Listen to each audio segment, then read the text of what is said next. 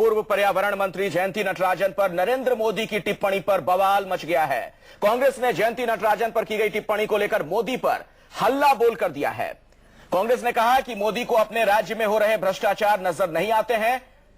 अपने दर्शकों को बता दें कि गोवा में रैली को संबोधित करते हुए मोदी ने कहा था कि इनकम टैक्स सेल्स टैक्स की तरह एक जयंती टैक्स भी लगता है दिल्ली में।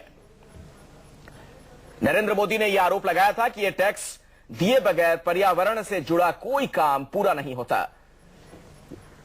मोदी के इस बयान पर पहले जयंती नटराजन ने खुद पलटवार किया। उन्होंने कहा कि पर्यावरण मंत्री रहते हुए उन्होंने गुजरात में पर्यावरण को नुकसान पहुंचाने वाले कुछ प्रोजेक्ट्स पर आपत्ति जताई थी।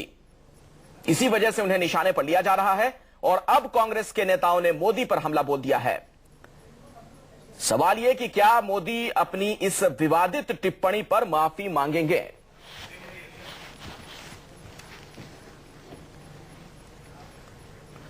पूर्व पर्यावरण मंत्री जयंती नटराजन के खिलाफ मोदी की टिप्पणी सामने आने के बाद कांग्रेस के नेताओं के साथ साथ सहयोगी एनसीपी ने भी मोदी पर अब निशाना साधा है। जयंती नटराजन जी के आने के पूर्व से ही गुजरात के कई प्रकरण जिसमें नरेंद्र मोदी जी की रुचि हो सकती है, वो प्रकरण जयंती नटराजन जी के आने के पूर्व से ही चल रहे थे। केवल कुछ लोगों को पनपा कर गुजरात के पर्यावरण को बिगाड़ने का काम नरेंद्र मोदी जी करते आए हैं और इसीलिए उनका ये गुस्सा उतरा है।